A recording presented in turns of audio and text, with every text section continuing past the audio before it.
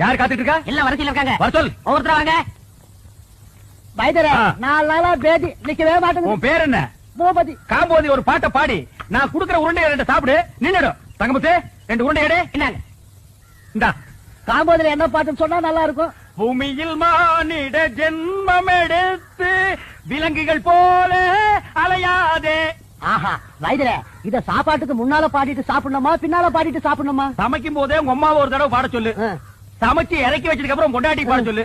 வைத்தியர், ஒரு வாரமா எனக்கு வெளியே போல. ஐயோ, வியாதிய பாத்தியா? அவனுக்கு போகுதுங்கிறா, இவனுக்கு போகலேங்கிறா.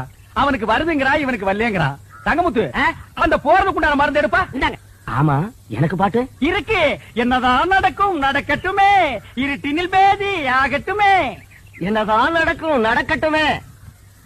அப்ப எல்லாம் சரியா போடுங்கிறீங்களா? தன்னாலே வெளிவரும் தயங்காதே, இந்த தலைவன் இருக்கிறான் கலங்காதே. தன்காந்தா இடுப்பெல்லாம் வலிக்குது. அப்ப நில்லு. நின்னா முட்டியெல்லாம் வலிக்குது. அப்ப படுத்துக்க. படுத்தா உடம்பெல்லாம் வலிக்குது. கஷ்டமான வியாதி தான். வீட்டுல மூட்டை பூச்சி மருந்து இருக்கா? வச்சிருக்கேன். அதை எடுத்துக்க.